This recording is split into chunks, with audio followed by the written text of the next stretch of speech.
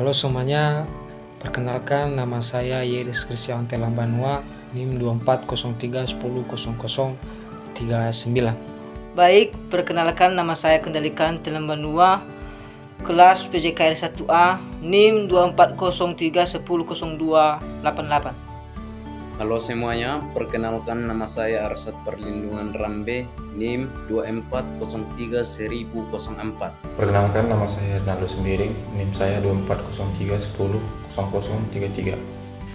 Baik, kami di sini akan menjelaskan hasil observasi dan wawancara yang telah kami lakukan pada SD Negeri 060864 Medan Timur.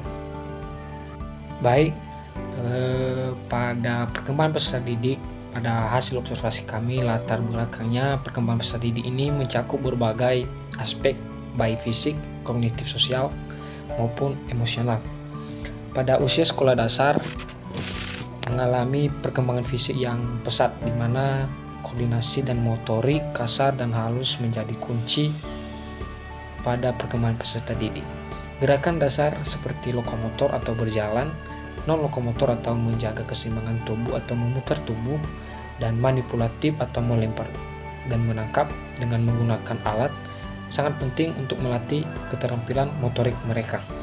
Kognitif anak berkembang melalui interaksi dengan lingkungan dan pembelajaran. Pada usia ini, anak-anak mulai mengembangkan kemampuan berpikir lebih kompleks dan lebih logis meskipun masih berpikir konkret. Berpikir lebih kompleks atau lebih logis meskipun masih berpikir konkret, pembelajaran yang menggabungkan aktivitas fisik dan teori dapat membantu meningkatkan pemahaman mereka, di mana konsep-konsep gerakan dasar yang diajarkan yang dapat dikaitkan dengan pemecahan masalah atau situasi dunia nyata. Pada perkembangan peserta didik, pendekatan yang harus diperhatikan adalah aspek fisik, kognitif, sosial, emosional, dan psikososial mereka. Dengan memahami karakteristik perkembangan peserta didik pada usia sekolah dasar, peserta didik dapat merancang pembelajaran yang lebih relevan, menyeluruh, dan efektif, serta mendukung pembentukan keterampilan dasar yang diperlukan dalam kehidupan sehari-hari dalam olahraga. Tujuan dari hasil observasi kami yaitu apa metode yang efektif untuk mengembangkan keterampilan sosial dan emosional anak. Yang kedua, apa tantangan yang akan dihadapi untuk mengembangkan keterampilan sosial dan emosional anak. Pada lokasi wawancara atau observasi yang kami lakukan itu pada sekolah UPT SD Sekolah Dasar Negeri 060864 Medan Timur, bertepatan pada hari Jumat 22 November 2024 pada pukul 10:45 sampai selesai, dengan narasumber yaitu Bapak Asjon yang beralamat di Jalan Kawat 1. Dia jabatannya sebagai guru olahraga pada sekolah tersebut. Laporan hasil observasi yang kami wawancarai atau narasumber atas nama Bapak Asjon Fisilhagu, jabatan sebagai guru olahraga, alamat Jalan Kawat 1. Baik, pertanyaan yang kami lakukan kepada narasumber pada Sekolah Dasar 060864 Medan Timur. Pertanyaan, bagaimana cara memantau dan menilai kognitif siswa anak? Jawaban dari narasumber yaitu, baik, saya sebagai guru PJOK, saya memantau dan menilai perkembangan berbagai metode penilaian, formatif dan sumatif sebagai rutin. Saya mengamati partisipasi aktif siswa dalam diskusi kelas, kreatif mereka saat mengerjakan tugas kelompok, serta keterampilan mereka dalam sesi tanya jawab. Saya akan menanyakan kepada Bapak itu, metode apa yang paling efektif untuk mengembangkan keterampilan sosial dan emosional siswa? Baik, menurut saya, metode yang paling efektif adalah melalui pembelajaran berbaris proyek dan kegiatan kolaboratif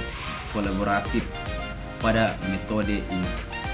Siswa itu mendapatkan dorongan untuk bekerja sama dalam tim yang membantu mereka mengembangkan keterampilan komunikasi, empati, dan kemampuan memecahkan masalah bersama. Selain itu, saya juga memastikan bahwa lingkungan kelas mendukung, aman, dan inklusif, sehingga siswa merasa nyaman untuk berbagi ide dan belajar mengelola emosi mereka.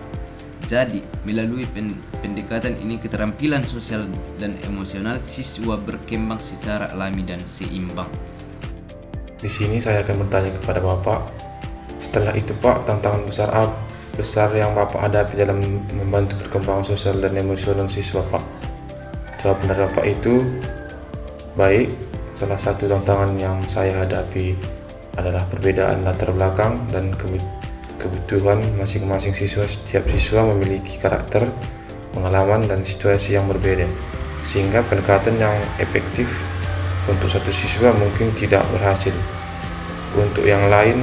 Selain juga ada siswa yang cenderung lebih tertutup atau sulit mengekspresikan perasaannya, sehingga memerlukan pendekatan yang lebih profesional dan perhatian khusus. Baik Pak, terima kasih atas jawaban dari pertanyaan yang sudah kami ajukan kepada Bapak. Sebelum itu kami berterima kasih atas kesempatan yang telah diberikan kepada kami untuk mewawancarai Bapak. Baik, demikianlah penjelasan hasil dari observasi atau wawancara yang kami lakukan pada SD 0608 64 Medan Timur. Sekian dan terima kasih.